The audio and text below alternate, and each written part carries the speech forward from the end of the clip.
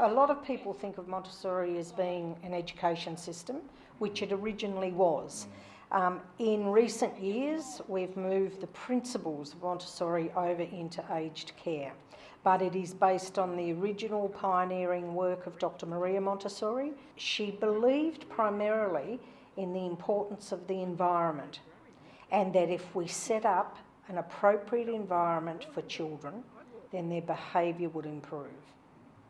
So transferring that over to aged care, we know the importance of environment for people living with dementia. Many of the behaviours that we see in aged care, many of the behaviours that we talk about managing are as a direct result of poor environments. So if we look at the environment and supporting people with dementia in their environment, then you see a change in their levels of responsive behaviours. When people move into residential aged care and when people get a diagnosis of dementia, their right to make choices, their rights to be treated as individuals and as adults are often in jeopardy of being totally removed. They move into aged care being able to do all sorts of things, such as a classic example is they move into aged care often being able to pour their own cups of tea. The minute they move into aged care, all of a sudden their cups of tea are being poured for them.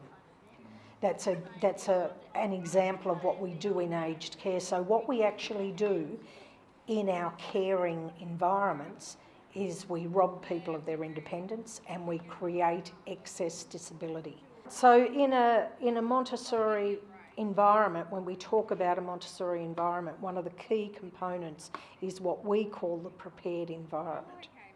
Now, the prepared environment is the environment that we create in which people live. And it's an environment that provides memory supports for people so that they're able to function to their highest possible level. It's also an environment that supports their memory loss with signage, with task breakdown, and with arrows so that they know where the dining room is, so that the toilet's well signed.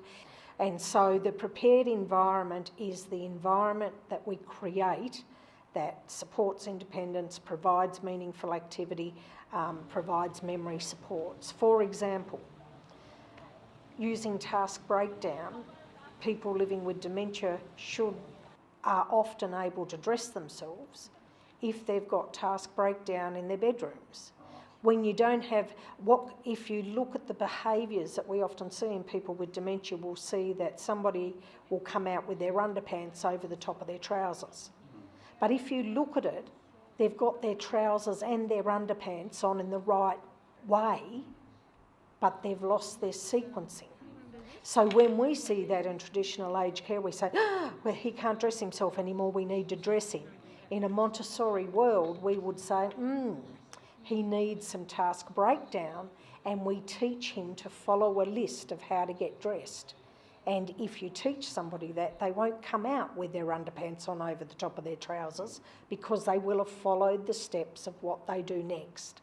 So things like having, lunch is at 12 o'clock, activity at 10 o'clock. We all need to know what our day consists of. And when they're unable to retain that information, what happens is that we end up with repetitive questioning.